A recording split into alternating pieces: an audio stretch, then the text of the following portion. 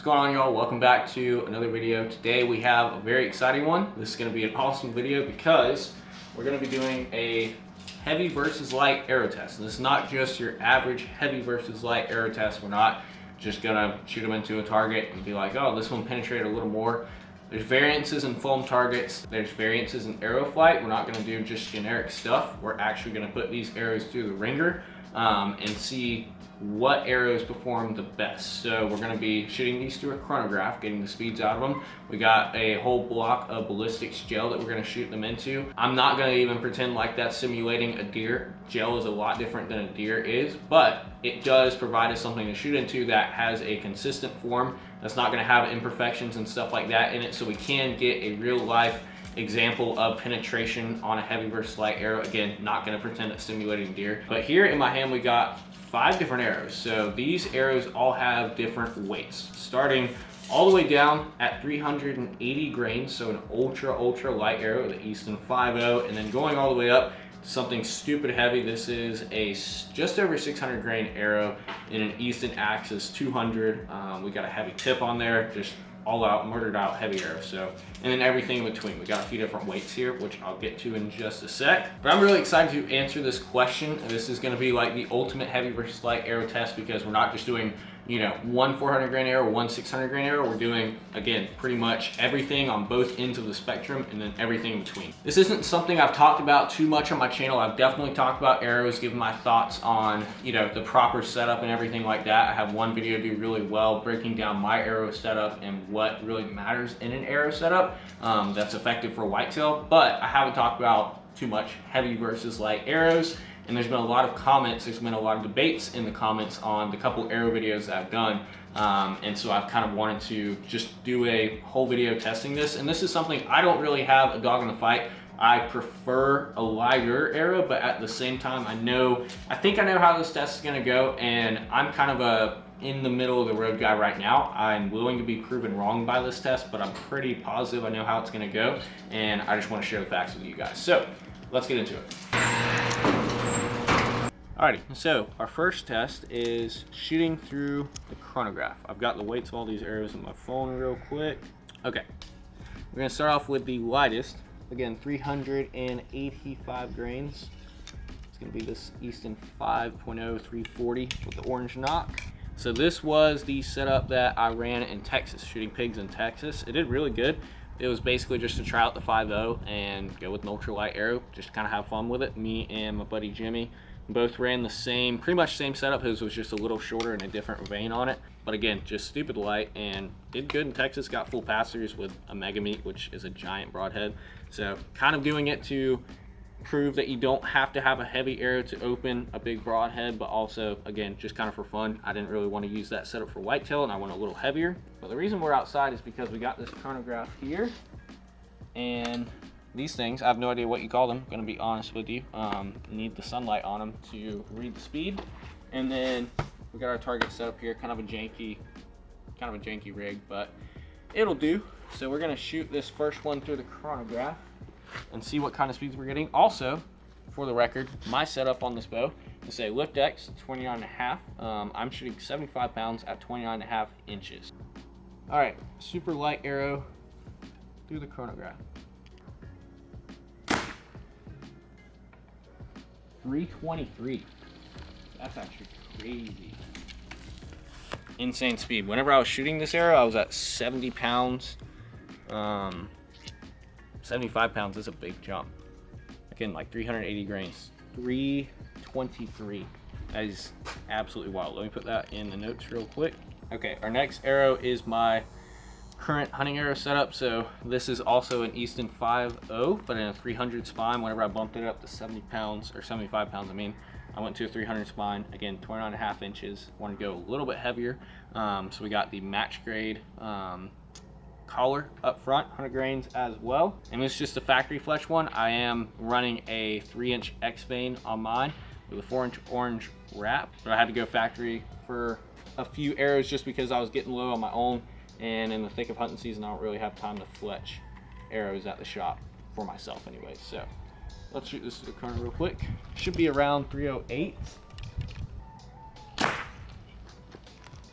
310, okay. I'll take it.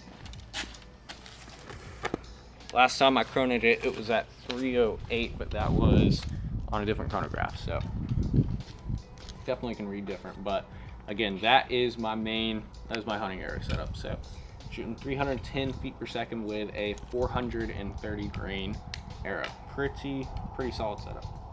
Next one up is a VAP TKO. This one you can see has custom fleshings on it and stuff, but it's a kind of a heavier arrow.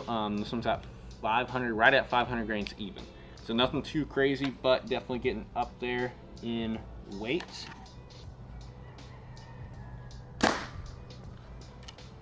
.292. That's actually a crazy speed for a 500 grain arrow. 292 at 500 grains. This is a fast rig. Next one up is 565 grains. An Easton full metal jacket, 250 spine. We're running 125 grain tip, just factory vanes, just Bowling Blazers. 267. 267 with the FMJ, again 565 grains. And now, final one is the 617 grain Easton Axis. This was a last minute add-in. You guys can see it's missing a couple vanes. Actually, it was a 4-fletch X vane, but I just found it in my bin of random arrows from the shop and was like, you know what? It's a heavy arrow. Let's throw it in there just for fun. And it's going to work fine for this test. So, 617 grains.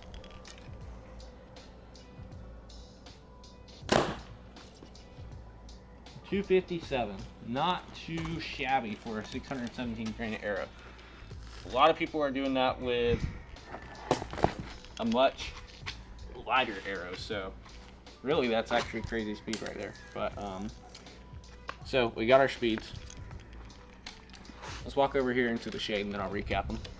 All right, so our speeds, to recap, for the 380 grain arrow, we had 323 feet per second, which is just absolutely crazy. The 430 grain arrow was shooting 310 feet per second. 500 grain arrow shooting 292, 565 grain arrow 267, and then the 617 grain arrow 258. So we've got ranging from 258 all the way up to 323 feet per second, which in my opinion is a little too fast. There's a fine line of speed being helpful and then also hurting your accuracy, because stupid high speeds like that, you're not going to be quite as accurate. But also speed is obviously very helpful for penetration and all that stuff, and shorter sight tapes, good things. So I kind of like to be in the middle. Again, my personal arrow setup was shooting 310 feet per second, which even then is a little fast, but I'm happy with it. I'm going to stick with it. So our next step is what I'm most excited for. We are going to test penetration with this block of Ballistic gel. We also got this little piece of cardboard just because everyone else I've seen use this stuff has put a little piece of cardboard there. So I'm like, I don't know if that's necessary or not, but we're going to. I think it's mainly just to get broadheads open. We're just shooting field tips, but just in case, we'll see. Never done this before. So let's unwrap this real quick. But basically the point of this, again, not trying to be a one-to-one to a deer or anything like that, because this is gel. Obviously it's going to be similar because it's designed to be similar to a deer or just an animal, but at the same time there's a lot of variables. There's not bones in this gel, so this isn't necessarily supposed to be a one-to-one, representation of penetration on a deer. This is more so supposed to be just a penetration test in general, and the stuff here that you'll see will carry over to an animal, obviously. So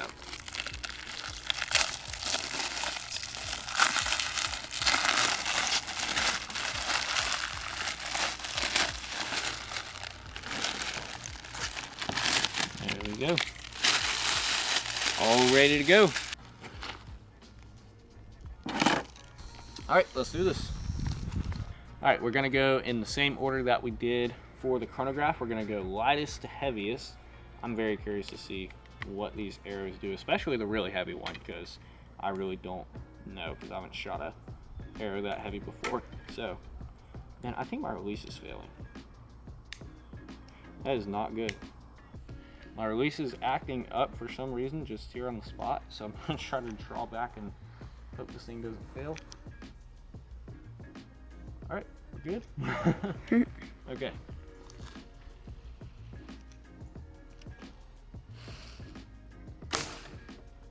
All right, super light arrow.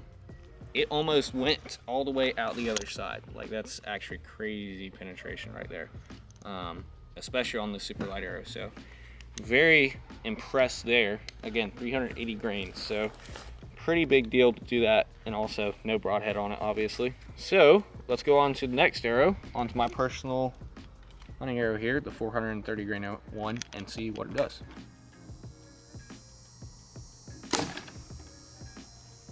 Okay, 430 grain arrow, just a touch less. I mean, we're extremely close. Super close, as you guys can see. Just a little more penetration with the other one, and that's the sieving, because those field tips are different lengths. But if you come here and look at the nocks, and you guys can actually see the penetration difference here, and that's about a quarter of an inch there. So nothing too crazy between the two. Okay, our next contestant is the 400 and wait, this is right at 500 grains. Right at 500 grain arrow. Okay, so a little more than both, actually. Just a touch more. I mean, again, right there, you're within like 1/8 of an inch of both of these. Yeah, I mean, we're just a touch more penetration if you look at it from over the top, and that's kind of cool. Just a little more on the 500 grain arrow than both of the others. I mean, very negligible. Alrighty, 565 grain FMJ. Do you think it's going to penetrate more or less than the other ones? I have no clue. No clue. Not a very good guess. You think it's going to do better or worse than the last one? I think. Actually, I think a little worse. Okay. You gotta go low here. Oh! I was right. Look at that. That's actually crazy. That's an inch difference there. Wow. Guys, look at this. You guys can see down there the FMJ. Way less than the others. I mean, I say way less. Like, it's not that Jurassic, you know, it's not 6 inches, but it's a good inch at least. I mean, that's probably about 1.5 inches, close to 2 inches. So anyways, crazy. I didn't actually expect that. Man, I wonder what this one's gonna do, because this is another 70 grains. So let's see.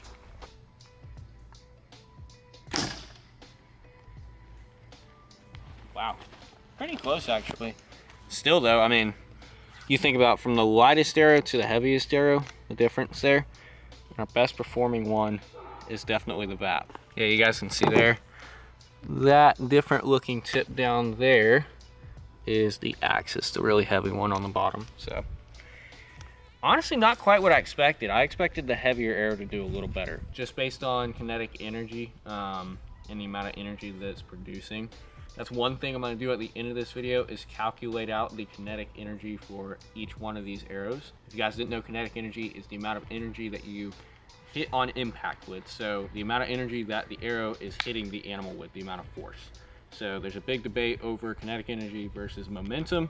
Kinetic energy is what the archery industry has based, you know, its bows on, its arrows on for the last, I guess, since the archery industry's been around.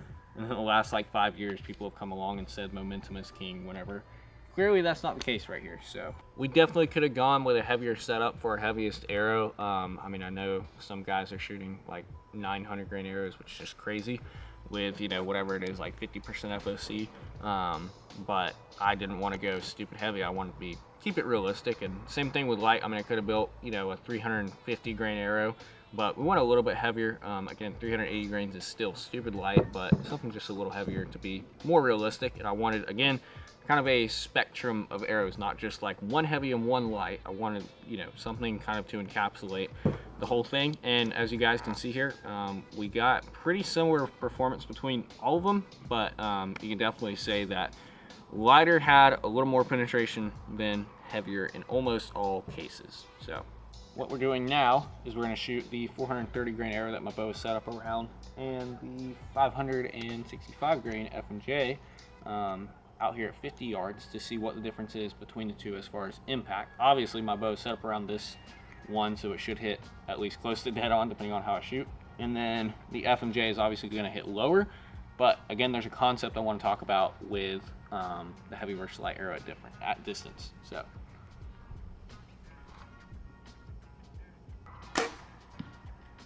Perfect. A little bit on the low side, but not too shabby. All right, now for the 565 grain FMJ.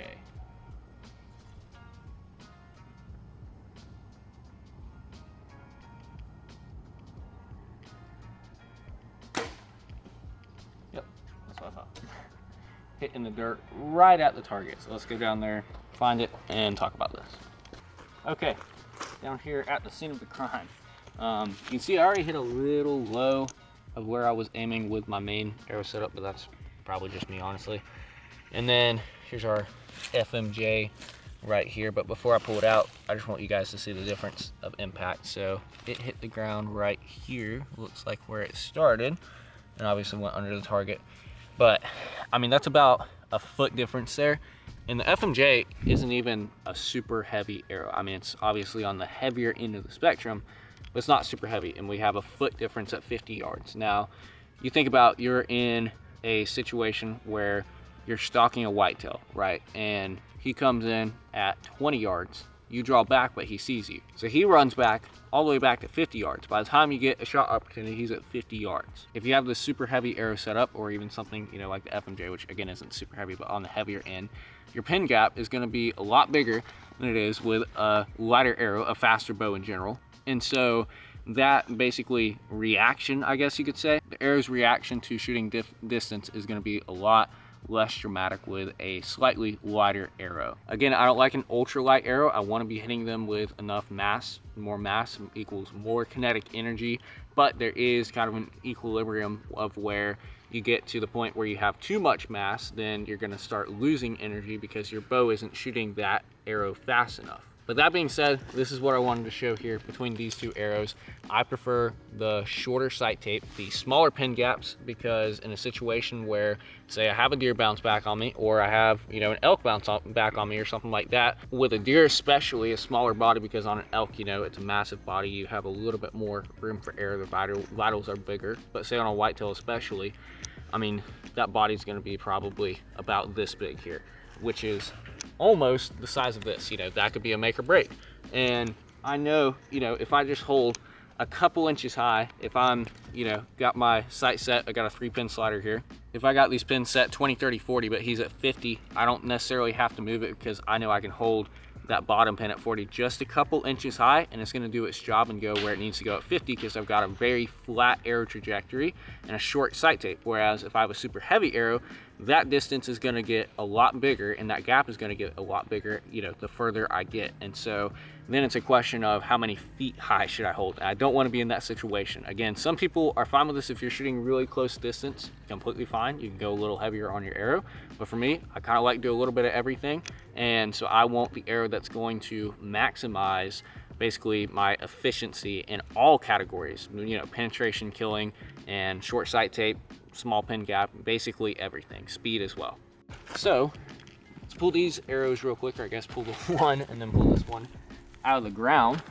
And the last thing I want to do is calculate out the kinetic energy for each one of these setups and explain why kinetic energy matters so much and why that should really be most of your deciding factor, because there is kind of a fine line of going with something too heavy and something too light. Okay, so to calculate out our kinetic energy, real quick to explain to you guys why this matters. Again, kinetic energy is the amount of force that your arrow is hitting the target with or the animal with. Obviously that doesn't matter, you know, for target archery and stuff like that, but it matters a lot in hunting because that's what your kinetic energy is, what determines your pass-through rate, your penetration. So lighter arrow, super light arrow actually, the 385 grain arrow shooting at 323 feet per second produces 89.21 foot-pounds of kinetic energy, which is absolutely wild. Higher speed definitely plays a big role in kinetic energy, but also the weight of what you're shooting plays a big role as well. So let's move on to my setup. 430 grains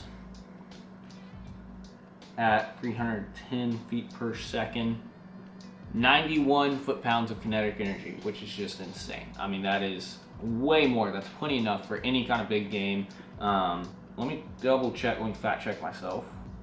Okay, you only need 40 foot-pounds of kinetic energy to kill big game. So like an elk, moose, obviously African stuff is different, like a buffalo or something like that is different, you need a lot more. But 40 foot-pounds of kinetic energy to kill a moose. I mean, a moose is a massive animal, so something producing 91 foot-pounds of kinetic energy is just absolutely insane. It's gonna blow through anything you shoot at. Okay, so that was our 430 grain arrow, my personal setup. Let's move on to the VAT TKO 500 grains at 292 feet per second. This one's gonna be crazy. 94 foot-pounds of kinetic energy. That's a lot of energy. Again, heavier arrow at a higher speed is definitely going to produce more energy, although you get the trade-off of the drop at distance and also obviously a slower launch speed. Okay, 565, the FMJ at 267. 87 foot-pounds of kinetic energy. So there you start to see that drop. The peak kinetic energy is with this 500 grain arrow here with the VAT TKO. You're getting the most energy out of it with a 75-pound bow. Most people aren't shooting 75 pounds though. Most people are in the 60 to 70 pound range. So more realistically, what I've got set up here with my 430 grain arrow is, again, going to be more realistic of producing more energy for the majority of people. I just happen to be shooting a lot of poundage. Don't mean that as a flex, but my draw length helps a lot too. But this 500 grain arrow was the peak of kinetic energy for me. And then moving on down a little bit, actually is this one here, FMJ, again, 565 grains, 267 feet per second, 87 foot-pounds of kinetic energy. Okay, our final one, 617 grains at 258 feet per second. I think we're gonna see a jump here just because of how heavy it was. Yeah, 91 foot-pounds of kinetic energy. That's crazy. So the same amount of energy is being produced from my arrow as the heavy 617 grain arrow. And the reason people say they go with something this heavy is because you're getting more energy, more momentum, when in reality it's the same as this 430 grain arrow. So the difference here in what they're doing to the animal is actually the same, but obviously we have a big difference in speed and on our sight tape, our pin gap, all that stuff, and I was talking about it a second ago. But that is the reason I'm going with the 430 grain arrow 10 times out of 10 over the 600 grain arrow. We got the same amount of energy, but I get more speed with this one, which means a shorter sight tape, shorter pin gap. And so you have, again, same amount of energy between the two. This one may be a little more robust, but this one is going to get the job done out to further distances. And also, I can use this, you know, I can shoot 100 yards easy with this thing with the buddies, whenever, you know, I probably could get clearance for 60, 70 yards with this one. So that is going to conclude science class for today. I had a lot of fun with this video. This was one of the more fun videos I've done, honestly. I really enjoyed it. And also cool to see that there's not a huge difference, not as big of a difference as some people would expect. To me, that mid 400 grain arrow is always going to do the job the best for a whitetail especially, and that's my personal preference. Let me know what you guys think down in the comments below. I know I'm gonna get some hate. Feel free to bash me for whatever reason you can come up with, but we just basically debunked the heavy versus arrow myth, theory, argument, whatever you want to call it, and I had a good time doing it. I hope you guys enjoyed. I hope this was helpful to you if you're debating on what arrow setup you should go with. Again, energy is great and that is what actually kills, but there are some sacrifices with a stupid heavy arrow. And as you guys saw, there's a fine line of speed and energy, and I kind of try to ride that line. I think that's the best, you know, combination to go with. So again, hope you all enjoyed the video, and I'll catch you guys in the next one.